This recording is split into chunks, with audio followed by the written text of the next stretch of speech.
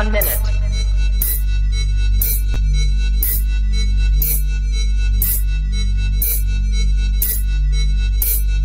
T-minus 50 seconds.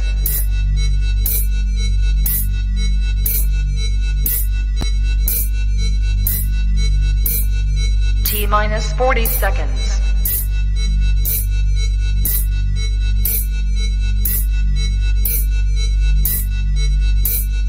T-minus 30 seconds.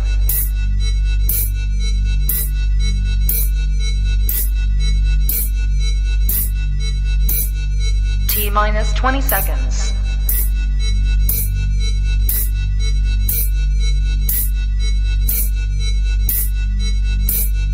Ten, 9, 8, 7, 6, 5, 4, 3, 2.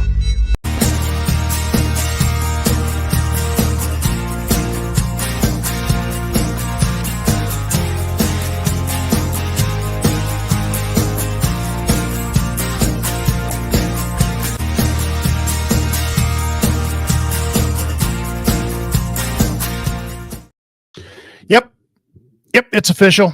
It's official. I hate that music, and I'm going to change it as soon as I get around to it.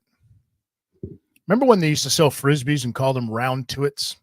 As soon as I get around to it, and then they would just call it a to-it, and here, I bought you a gift. It's a round to-it. Funny jokes.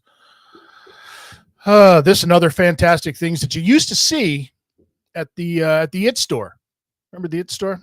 Hi, everybody. My name is Chris Tidwell. This is episode 6 of my TIDtalk, properly entitled Not All Heroes Wear Capes. Thank you to those that are watching me on all of the different areas where this is, on Facebook, on YouTube, on Rumble, on Twitter, on wherever I've got this thing going out. It's fantastic. American Cupcake, good afternoon to you as well. Thank you for tuning in. Thank you for checking it out. I don't know if you guys remember the IT store or not. The IT store was one of those super cool, rad places before, like Spencer's and any of these like stores that would have just ridiculously useless gifts and toys and stuff like that, right? Shirts and bullshit. And I always wanted to do a my own gift for the IT store and sell it, and it was just going to be a box, about maybe like, I don't know, 8 to 10 inches long, maybe only about like, an inch and a half thick and like 4 inches wide. And inside of this box, it's going to have a small little hammer and 3 spike nails, like 3 or 4 inch long nails. And it was called a home Easter kit. Just add wood. I think it would have taken off. Probably not so much in some communities, but God damn it, I found it funny. Hopefully some of you did too. Like I said, this is episode 6. We've gotten through 5 of these things, and this is the 6th one, and it is we're at an interesting point now, I think, in the story and in my life. I've moved back to Las Vegas to take care of all of the legal stuff that I had to take care of with my dad dying, all of the stuff that had to be, taken care of with his estate, which in itself is just a silly term, calling it an estate, because I mean it was a ranch house out in the edge of North Las Vegas, surrounded by dirt. Like literally surrounded by dirt. Now that whole area is non-existent, and the house is long gone, and it's been built over and redeveloped, and who knows what is there. I'll have to look it up one day. But you see that I've moved back to Vegas. I'm going to school there. I'm hanging out, living with my grandparents. And I wanted to give everybody kind of a little bit of insight as to some of the people, some of the characters for myself growing up, who influenced me the most. And they say that, a lot of times it should be your dad that influences you. should be your mom that influences you. It should be, something like that. But for me, it was my grandfather. For me, it was this man right here, Mr. Benjamin Franklin Mahler. Okay. In my opinion, the most fantastic human being on the face of the planet. And yes, I did say his name was Benjamin Franklin Mahler. Kind of a bit of a peculiar thing when you think about, the first two, Benjamin Franklin, completely American names, right? The last name Mahler, not so much. It's definitely a German name. And Tiff, good afternoon to you as well. I hope you're having a fantastic day. A birdie told us that it's your birthday. So I don't know if that's true or not. I hope it is, and I hope you're having a fantastic birthday. Everybody congratulate Tiff on making it around the sun one more year. Good for you.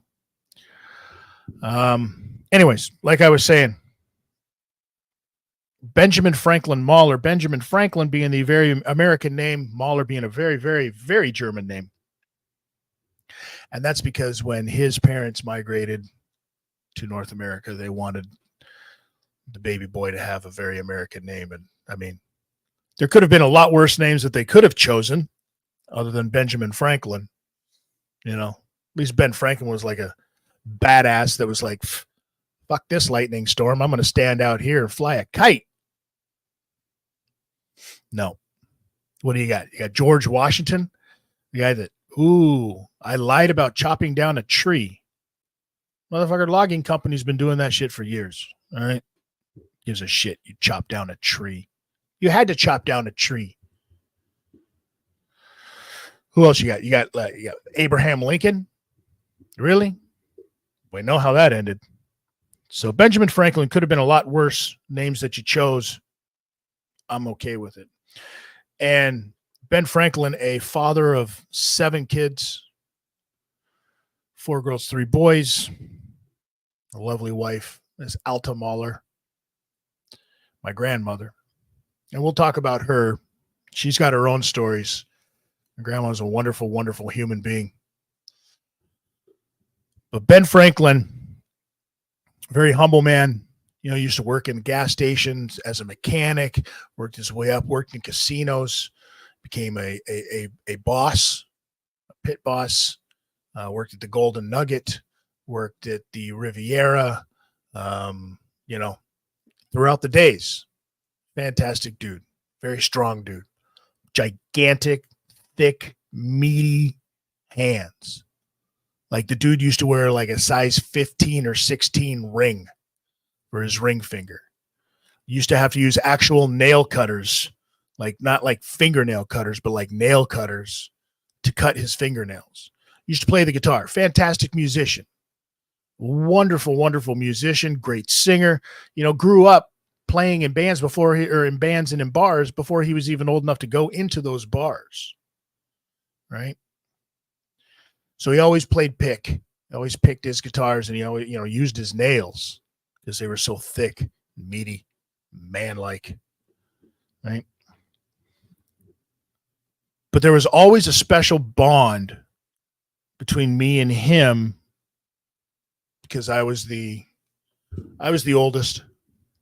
I was the baby right out the gate. You know what I mean? My mom was the oldest, so it only made sense that she would be the first one to get knocked up and produce a grandchild for him. Thankfully, it was a boy. I mean, I don't know how it would have worked out so well if it was a girl, because my grandpa is a very manly dude. He'd been very manly things. I mean, like this. I mean, come on. How can you not appreciate? Look at the size of this guy. Look at the chest on him. I don't care about the crooked sideburns or whatever, but like this was a man's man, no doubt about it. And that's me as a baby. Moccasin little booties, right? Right out the gate. Ridiculous. So Ben Franklin and I always had a certain bond. I could do no wrong in his eyes, right? He took me for my first haircut, right? I could never do anything wrong. Hated my dad. He absolutely hated him. But, for me. And then other grandkids would come along. And of course, don't get it twisted. It's not like he didn't love any of, not love any of his grandkids, any of my cousins. Loved all of them.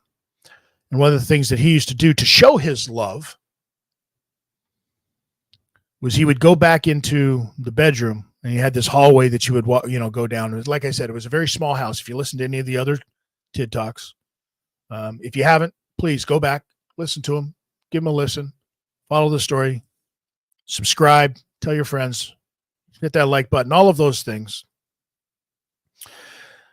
And in this small house that that they lived in North Las Vegas, corner house, 3 bedrooms, 2 baths, small place, ground level, no upstairs, no downstairs, right?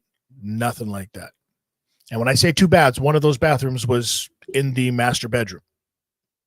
So there was only 1 bathroom, really, because you didn't go in that other one. You didn't ask to use it.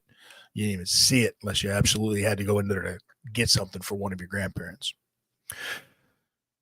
But his way to show how much he loved us grandkids, he would, go down that hallway and, where's Grandpa at? And all of a sudden he would come running out of the hallway with his gigantic hands coming at you and a pair of pantyhose pulled down over his face, smushing in, this giant face of his, that nose that I inherited, I think, smushing that thing in and just trying to scare the living garbage out of all of us kids.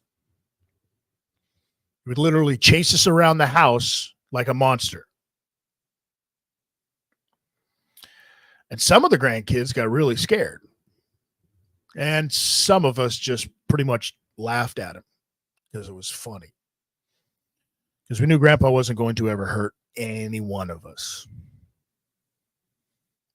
Now, there's an incident that I remember after my mom had remarried, and I went back to Washington, and I came back to Las Vegas after the wedding, and I had cut all of my hair. I had really long hair, beautiful hair, and I'd cut it all into a mohawk.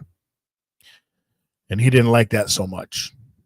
In fact, that was the only time that we ever got into any kind of an argument whatsoever. And he literally stood up out of his chair like he was going to fight me. I stood up off of the couch like I was going to fight back. Stupidest thing I could have ever thought about doing. And then he sat back down, I sat back down, and then the whole thing changed.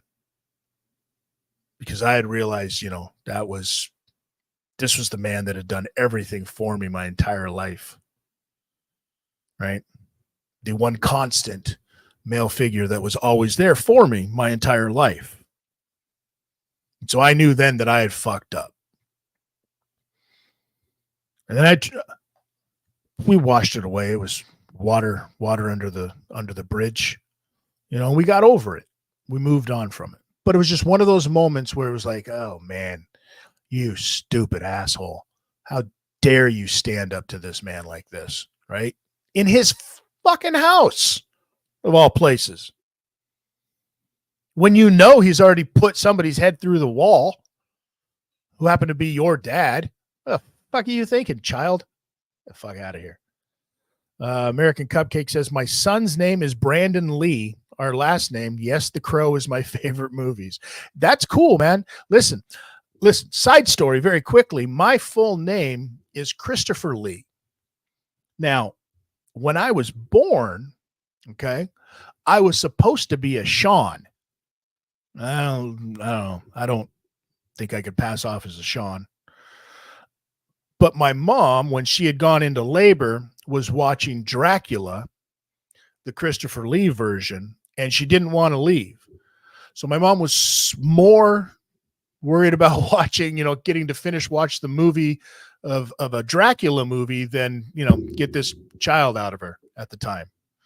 And so, and when I was born, I had like dark hair and a full widow's peak, that, baby thing. And so she changed my name right there on the spot, and my dad came in and everybody was like, "Oh, how's our son Sean?" And she's like, "Yeah, about that." We don't have a son named Sean. We have a son named Christopher Lee, named after the actor, the vampire actor. So I get it, American Cupcake. I get it. Brandon Lee, is obviously a cool name, a very cool name, great actor, cool movies. I mean, the first one was, I've fallen down that rabbit hole on a rainy day where I've watched for some reason it was on, and you catch all of the, I don't know, 4 or 5 of the Crow movies that are out there, and boy, oh boy, they start to blend together. You don't know if you're watching, the Crow or some of the, what are the, any other Danny Trejo movie like Dusk Till Dawn 5 or some bullshit like that. But yeah, Crow movies, awesome, nice to hear. So back to Benjamin Franklin Mahler, and we had gotten into this altercation, and I knew that I had fucked up, and I spent some time trying to make it up to him. He knew, and that was fine. I remember there was this one story, because where we lived, they lived on the corner place, and there's not a lot of kids in the neighborhood. There was one other guy who lived across the street in kind of kitty corner to where they lived, and he was same age as me, went to the same high school that I did at the time. And the only person, you would think that this kid lives in the neighborhood, right? Maybe, I don't know, maybe you get along with this kid. Maybe this kid could be your friend or something like that. No, this kid was a fucking cunt, right? So I was a punk rock kid. Obviously I came home, I had a fucking mohawk, right? But I listened to a lot of like punk rock stuff in the mid 80s,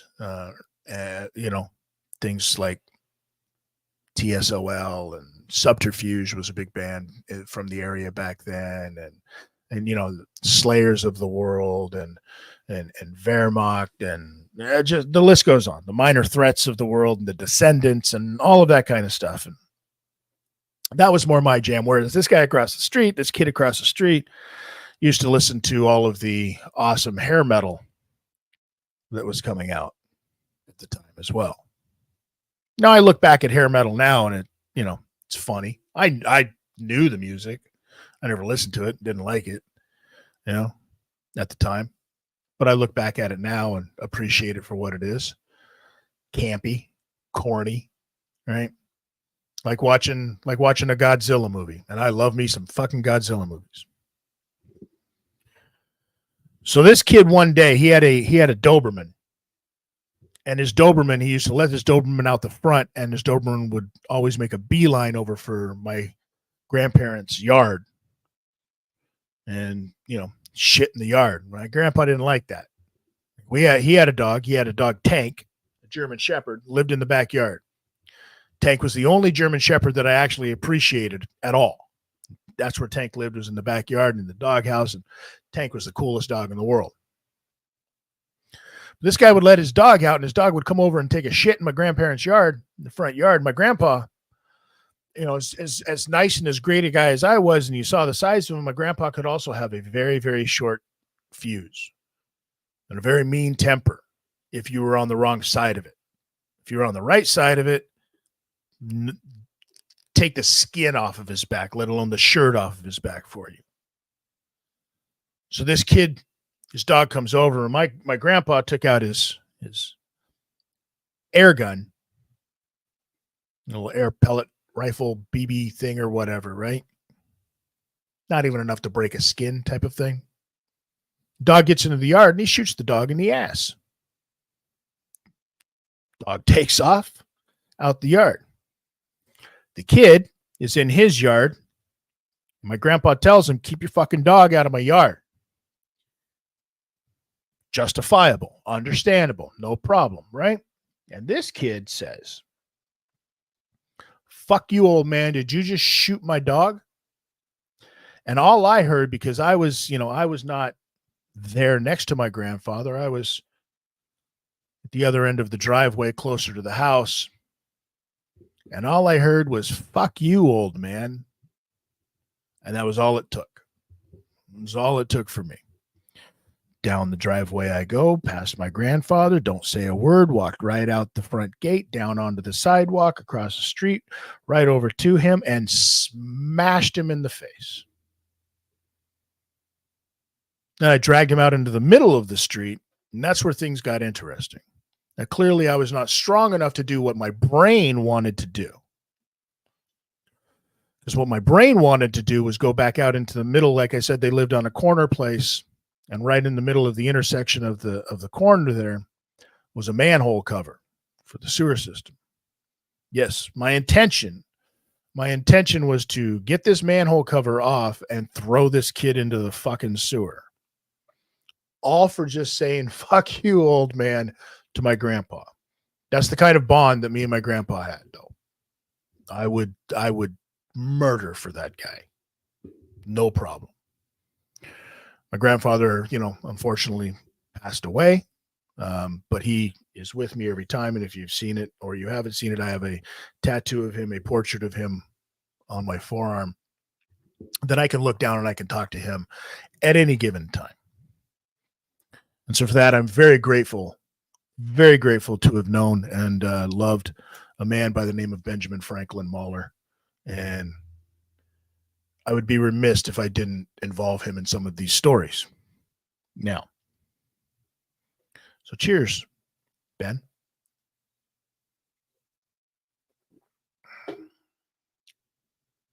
And before anybody starts thinking any kind of weird things about like what kind of sissy can stuff is this because they're all skinny and stuff, no, it's actually a tequila soda. So not those vodka soda things, right? This one's tequila. It's actually quite fucking delicious. Grapefruit, in case you're wondering. Not that you were. So let's talk a little bit about police helicopters. I know that's a hell of a segue. But one thing you have to remember is that inside of my family, I've got an uncle who was a cop for Metro in Las Vegas. And so, like, to get in trouble with the law, which is how I ended up in Canada, was really kind of frowned upon because, again, we were a very tight-knit family on that side. My uncle, also not that much older, right? And always hung out with us, always like included us. Like we would go play basketball together. He and I would wake up in the morning, grab a box of cereal each and Battleship and just play Battleship and eat cereal, first thing in the morning, all the time. And yeah, we ate a lot of freaking cereal growing up. So he was a cop down there, and you didn't want to really get in a lot of trouble because it get back to him because it was Metro cop. Doesn't take long before everybody finds out. One time, I'm hanging out with my friends, a couple of friends of mine. And we decided to go out to our buddy's place. We decided to take acid. Yep. And so we decided that we were going to hang out and try to watch Pink Floyd, The Wall. And this was a silly idea, ladies and gentlemen. Silly. Now, where this house was, now it's like a complete subdivision or whatever. But at the time, it was off of Tropicana, and Tropicana was pretty much the end of the road, so to speak, for where the strip was, right? Tropicana was pretty much the edge. Everything else was like scattered houses here and there out in the desert. And my buddy, friend of ours, lived out there. Another friend of ours kind of lived across the street and down the street a little bit. And it was probably about a good solid, 800-900 yards away. Okay. Far enough to where you didn't have to, like, you couldn't just talk to him right over the fence. You know what I mean? So we go out to my friend's place and we all eating acid. We're sitting in his bedroom, and he's got the TV and we're there. His parents are home. They're in the other fucking room, whatever. And we're sitting in the room, and all of a sudden, if you've ever seen Pink Floyd, The Wall, and you know the part how it, when it starts off, there's that knock on the hotel room door, and it kind of sucks up the vacuum. That's where I got to in the movie, and I was like, nah, I'm out. I'm tapping. I'm going outside.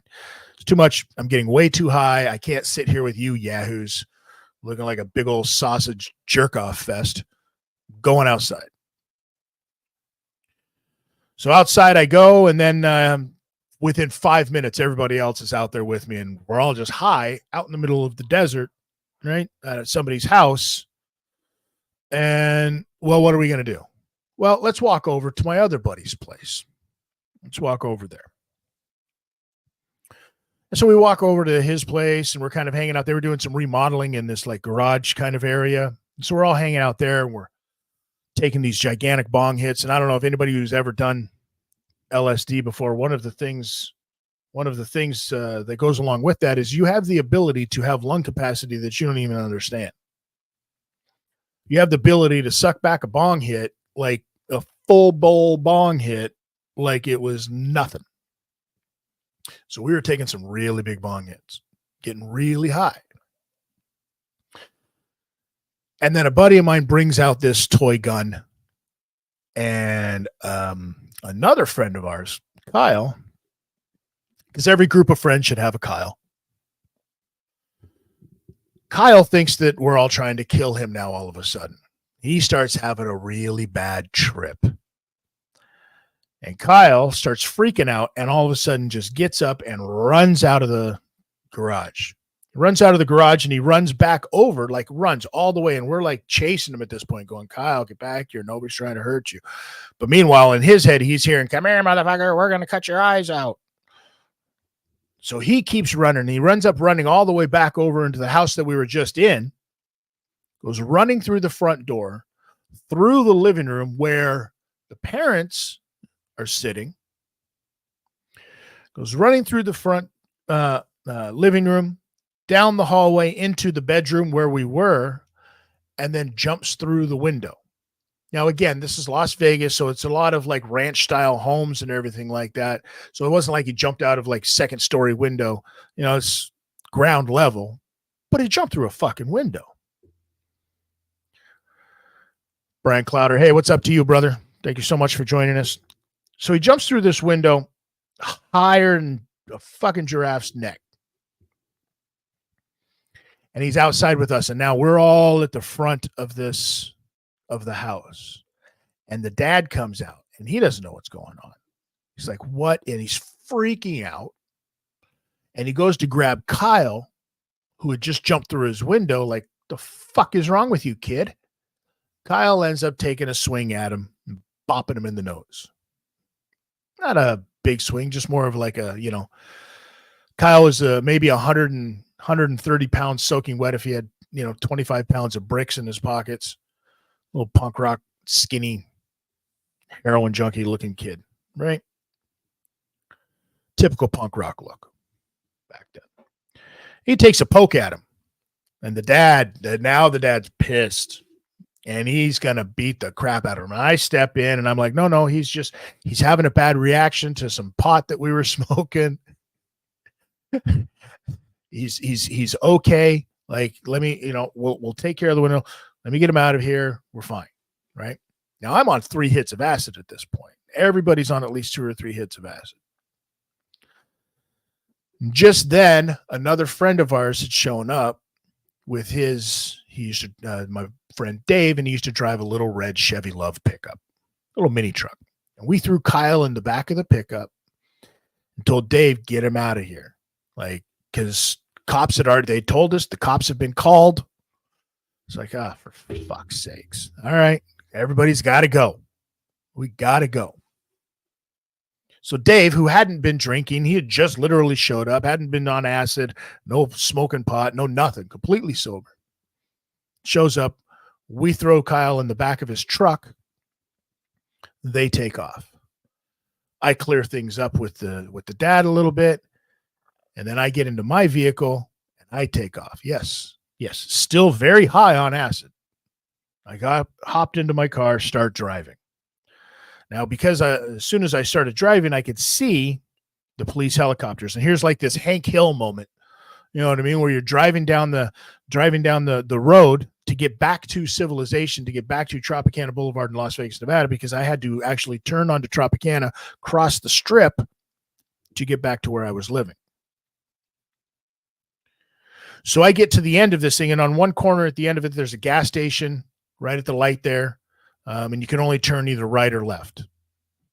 And I pull into behind the gas station because as I look right around the corner, 4 cop cars have my friend Dave's truck pulled over. And I'm like, I'm not turning that way because they're going to see my car. Nope, no thanks. Now, at this point, the police helicopter had already split off, and I was like, okay, because they got the guy that they were looking for, the guy in the pickup. So I pull in behind the gas station, sweating, just sweating bullets at this point. Take off my shirt, roll down the window, crank up the air, and I take off the other way. And I literally had to drive a mile one way, turn, drive another mile that way, turn again, come back across the strip. Like I literally had to make a gigantic circle to get to where I was because Dave was taking Kyle back to my place so that he could rest. I would meet him there. Cool. Cops pull him over, obviously change of plans.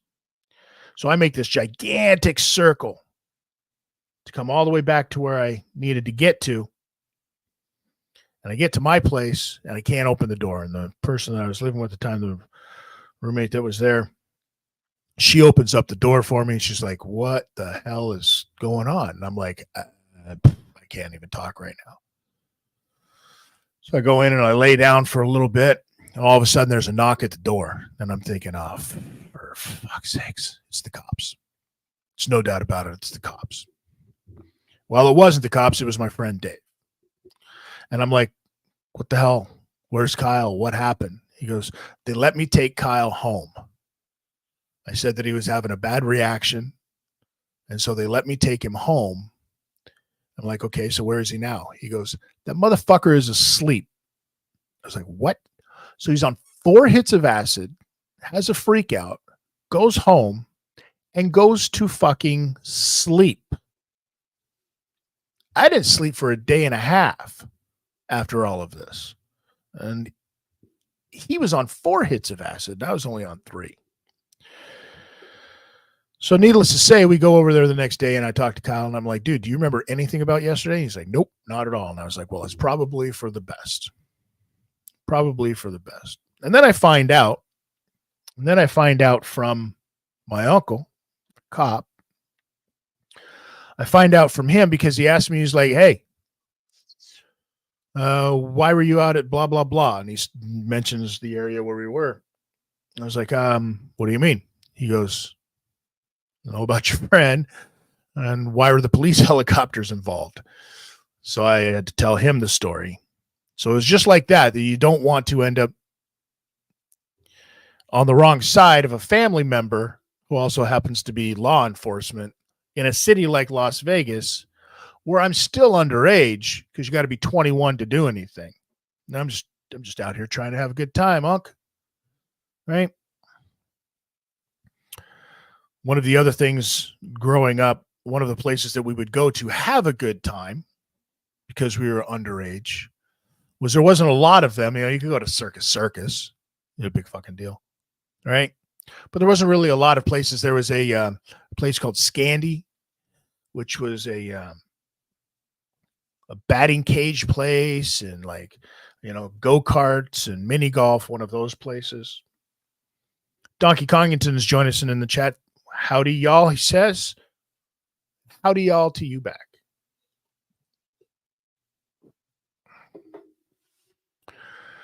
So there's this place that we would go to, you know, and stuff like that, but nothing really like to, you know, hang out, listen to music, have fun. There's no club for us, but then there was. And it just so happened that it was owned by my aunt and uncle. There's this place called Breakout, and it was an all ages club. And it was very, very popular back in the day in Las Vegas because it was one of the only places, if not at one point in time, the only place where you could go see a good punk rock show one weekend.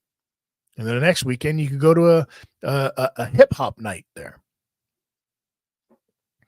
And there was a lot of punk shows that all ran out of this place. And you would see, bands like TSOL, like I said, bands like Bad Religion, bands like Slayer, bands like The Descendants, like Bad Brains. Like there's tons of it. And now there's a punk rock museum down in Las Vegas that I still haven't had a chance to get down there and go see yet, but I'm sure that there is a lot of memories from that Las Vegas scene that are inside of there. There's a gentleman by the name of Dirk Vermin down there who had a band called The Vermin, or Vermin from Venus before that. Very integral part of the punk scene down there. And, he's supposed to be writing a book, apparently, last I heard, but that book has been supposedly being written for 1 million years, it seems like. So there was a guy who had a band a punk band down there and that he played in called the Atomic Gods. And he had negotiated with my aunt and uncle to book a bunch of shows inside of their place. And we never had any problems whatsoever with any of the punk kids. The biggest problem that we would have was, telling them not to sit on the pool tables and trying to get them to not smoke their clove cigarettes inside of the venue. By the way, for the record, clove cigarettes are fucking gross. And they're nerdy. They're corny.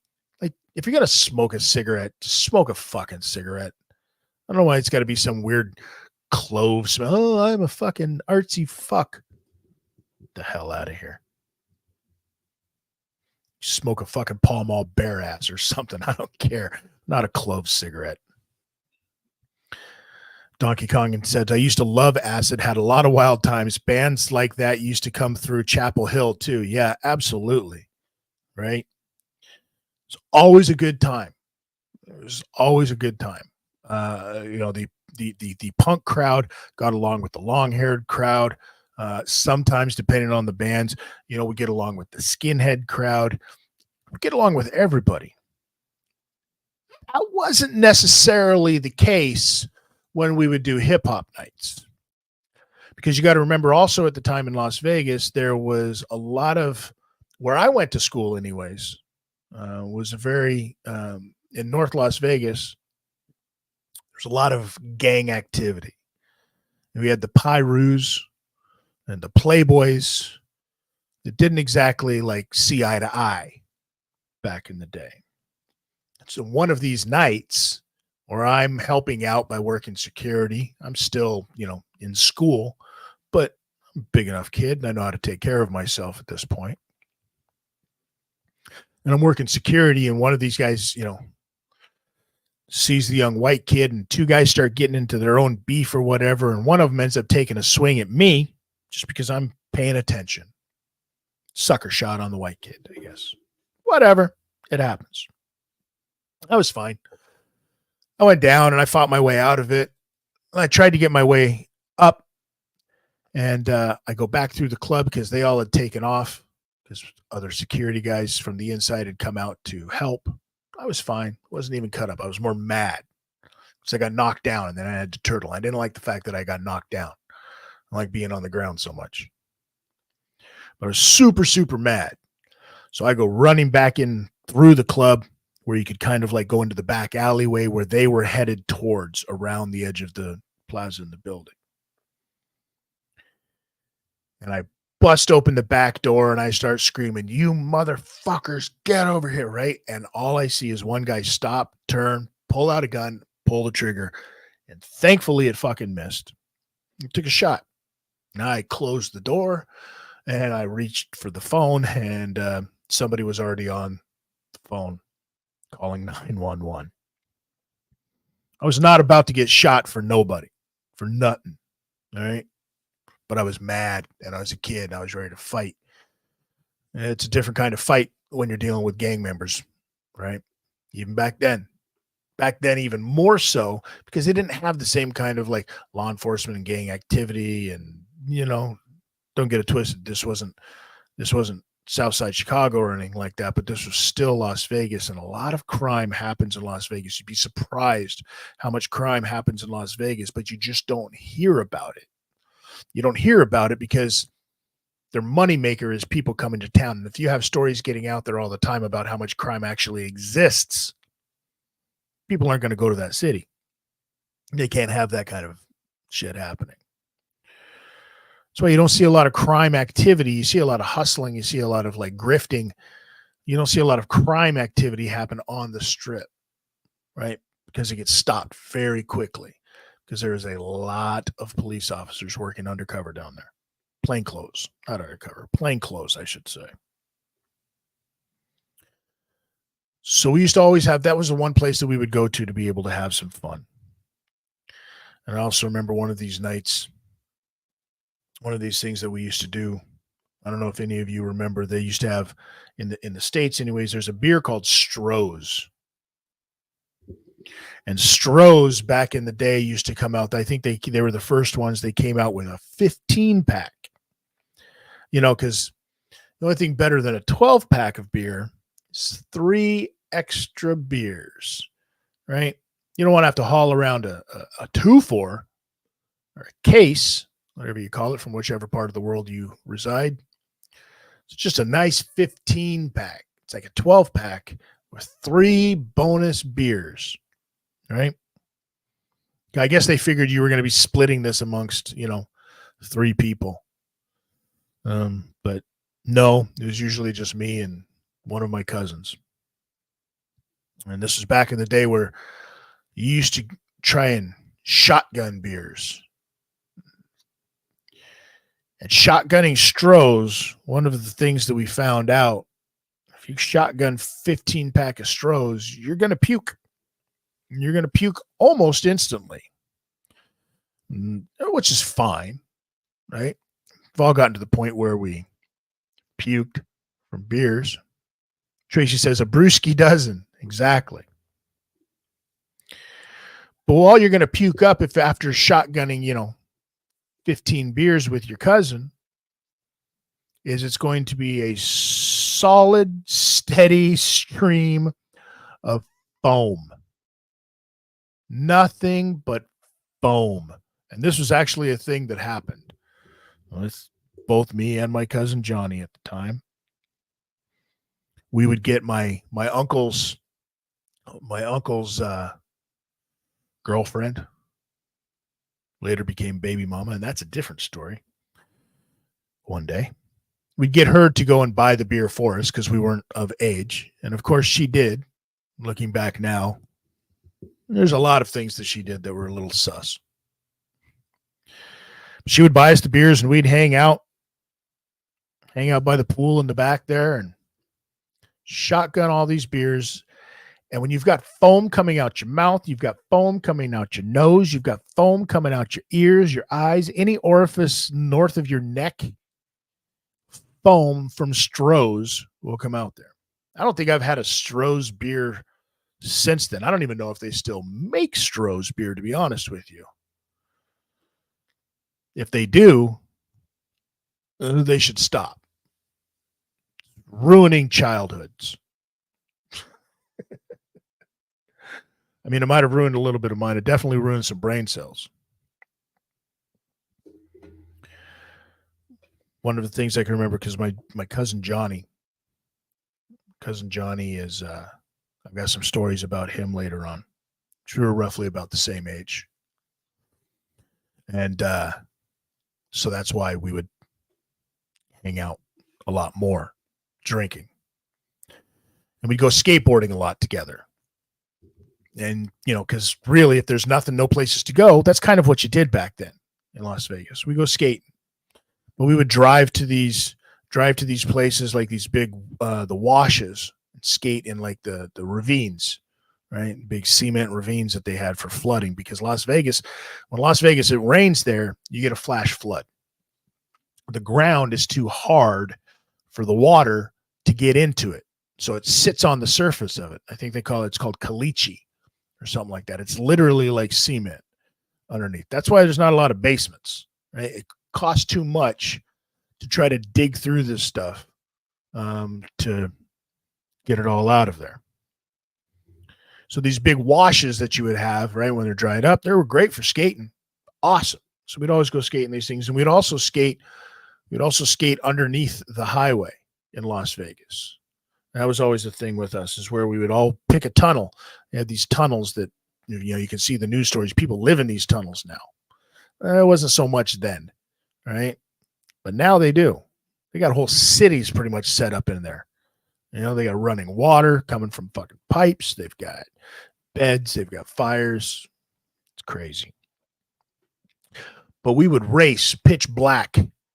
He'd hop on his skateboard. I'd hop on my skateboard. And we'd all take off, flying through these tunnels to see who would get to the other side first. Sometimes it was scary. Actually, every friggin' time it was scary. But that's how we used to do it, is just riding around skateboards around Las Vegas. Go skating on the strip. They didn't like that so much back then. This was back when it was like no skateboarding allowed fucking anywhere.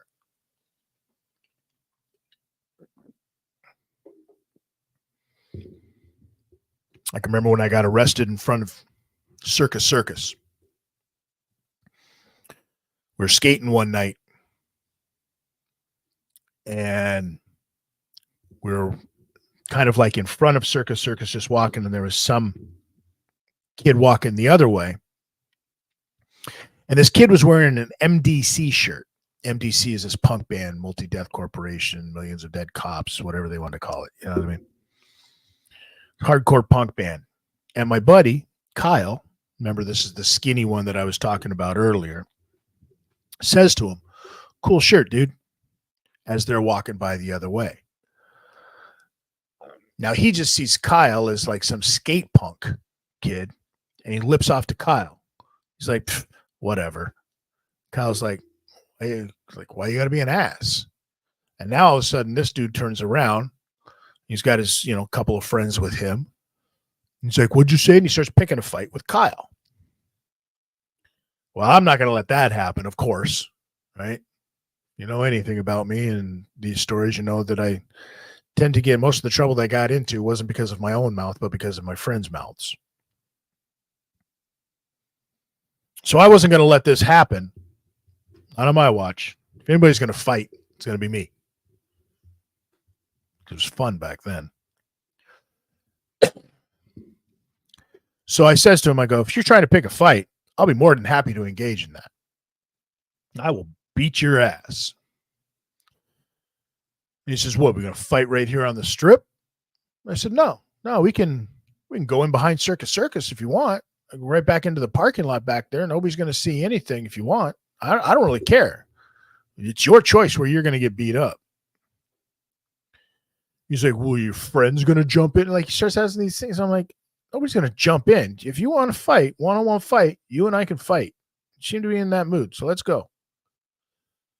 So we start going down the front of Circus from the street to like the front little like valet area is under their big lit up awning at the front.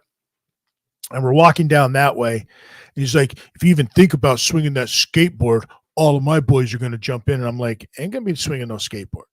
And finally, I get to the front part, and I'm sick and tired of hearing this kid's lip. And he's got like these demands for a fight. And it's like, I'm just trying to go someplace where I don't get arrested. You know what I mean? I don't give a shit. I'm trying to go someplace where I don't get arrested because I'm going to whoop your ass. I don't even know why. And I get to the front valet part where it's nice and lit up.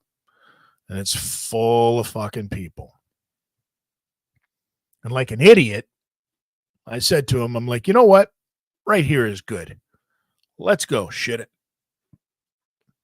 I throw my skateboard down. And I get into this fighting stance because I'd been training a little bit at this point in karate. Tang Sudo, to be more precise. I get in this fight stance. He says to me, he goes, "Who do you think you are, Bruce Lee?" And as soon as he got the L part, he tried to take a swing. But he was one of these guys that knew he had like one swing in him, and then that was it. It was one swing and duck. One swing and duck, guys, right? There's a ton of these guys. They don't know how to keep their chin down, but their eyes up. He took one swing and missed, and then ducked. And then I started punching him in the side of the heads. I got about 4 or 5 shots off. Guy's face is bloody and cut before the cops showed up. And of course, the cops pull up to the front. They pull right in. Before the cop could get out of the car, I was already, because he drove like, if he would have gone another 5 feet, he would have run us over. Like, he pulled right up to where we were, stopped right there. And before he could get out of the car, I had turned and put my fingers on the hood of the car. Hands on the hood. I'm like, I know this routine. I ain't going nowhere. Fuck that. And the other guy turned and tried to take off. Well, he got nabbed very quickly because he turned and ended up face first right into the chest of a gigantic security guy who was not going to break up the fight. But, you know, once the fight was done, the cops were there, he was going to do his job. So then he tries to tell the cop right away that we're friends and just had a misunderstanding. It's all good. You know, he's my buddy. We just had an argument. That's all. It's no big deal. Now, I could have very easily like gone along with the story, but I'm still hot because I only got to hit this guy a couple of times. So I'm like, I do not know this clown. He tried picking a fight with us and he got beat up for it. It's that simple. So the cops don't want to deal with the paperwork on it, right? So nobody's going to get charged because we're also juveniles. It's a lengthy thing. But Circus doesn't want us near their property anymore. Now, when they 86 you from someplace, you know, you can tell somebody there's a trespass on you or something like that. But when you actually 86 somebody from someplace, there's documentation.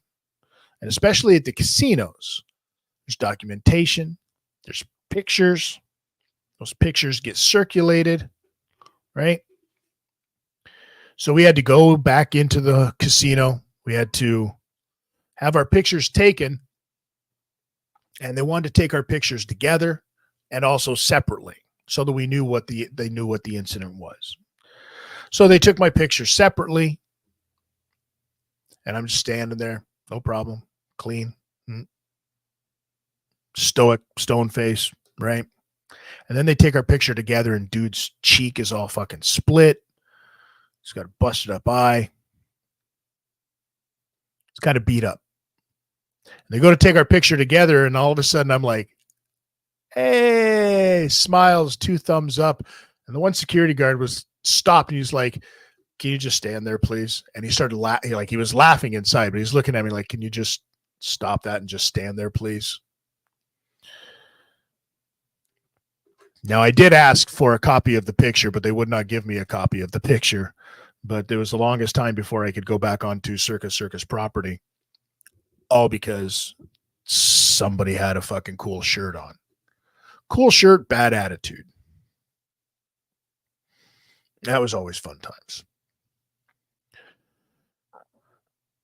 So that's about where we are right now. We're getting up to the point now where I'm going to start talking a little bit more about what got me into trouble, why I had to leave Las Vegas, why I had to move out of the country. That's an interesting one. Maybe we'll get into that one a little bit next week. I would like to thank you all for joining me. I hope everybody is having a fantastic Sunday. I hope you all are enjoying it. What are we at? We're in, it's still summer. Still summer everywhere, I think, except for maybe Australia. Maybe it's not summer there. I don't know. I could also just be talking a bunch of shit. That's more than likely. If you guys have any stories, please feel free to share them in the chat when you come in. Hit that like button. leave a comment on your way out the door. That would also be much appreciated. I don't care if it's good. I don't care if it's bad. Just leave me a comment. Let's interact, people. Next week, we're going to talk about, like I said, we're going to talk about why it was. How did I get busted? And you can see the patterns emerging here, right? I wasn't exactly the most exemplary child in Las Vegas, Nevada, a city where you have to be 21 to do anything. And I clearly was not. So we're going to start to get into those stories a little bit about how it was that I ended up leaving the country. Please join me for those ones. You don't want to miss these ones. This is a wild, wild story. Let's say it involves drugs, police, a police scanner, 7-Eleven, a big wheel ice cream sandwich. You know, the 2 cookies and the ice cream is were giant ones from back in the day. And it's insane. Thank you so much to everybody. Later tonight on Sunday, 9:00, right here on my TIDtalk channel, we'll be doing an episode of Fake Off, the Fake Off show, which if you have not checked it out yet, please do so. It's a lot of fun. Tonight we are doing locals versus dabblers. We said it last week that we've got some stuff. Fake Off is a show where there's a bunch of deep fakes sent into us. Pictures, videos sent in to us. Some of our team does some of them, not me. I ain't got that kind of skill. I just talk a bunch of shit. And we have a lot of laughs. We get a little high, smoke a few bong bowls, maybe have a drink or two, just hang out and have some laughs. The Fake Off show is a lot of fun. As well, on Tuesdays, you can check me out on Marijuanderers, also here on my TIDtalk channel. And on Thursdays, the Godfathers of Podcasting, also here on my TIDtalk channel.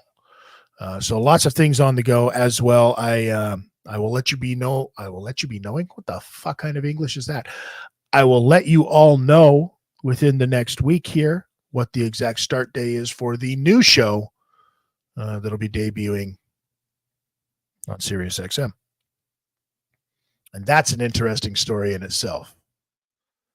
So, to everybody, please, like I said, hit that like button, leave us a comment on the way out. I hope you all have a fantastic day. I hope you all have a fantastic week. Hopefully I see you all tonight over at the Fake Off show. And,